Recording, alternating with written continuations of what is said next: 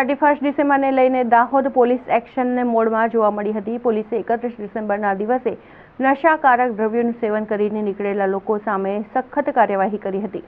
2023ને અલવિદા કરવા અને 2024ને આવકારવા માટે યુવાધન સહિત શહેરીજનો થનગની રહ્યા હતા।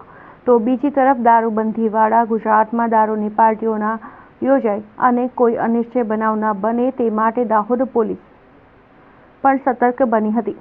31 ડિસેમ્બરને લઈને શહેર સક્રિય જિલ્લામાં કાયદો અને વ્યવસ્થાની સ્થિતિ જળવાઈ રહે અને કોઈ પણ અસામાજિક પ્રવૃત્તિ ન થાય તે માટે પોલીસે દાહોદ શહેર અને શહેરના મુખ્ય માર્ગો પર તેમજ શહેરમાં પ્રવેશ કરતા મુખ્ય માર્ગો અને ચોકડીઓ પર તેમજ જિલ્લાની આંતરરાજ્ય બોર્ડરો પર પોલીસનો ચુસ્ત બંદોબસ્ત ગોઠવી તમામ ગતિવિધિઓ પર બાજ નજર રાખી હતી તેમજ આવતા જતા વાહનોનું સઘન ચેકિંગ હાથ ધર્યું હતું તેમજ આલ્કોહોલ જેવા નશીલા પદાર્થોનું સેવન કરી વાહન હંકારતા લોકોને પકડવા માટે બ્રેથ એનાલાઇઝરનો ઉપયોગ કરી નશીલા પદાર્થોનું સેવન કરેલા લોકોને ઝડપી પાડી તેમની સામે કાર્યવાહી હાથ ધરી હતી।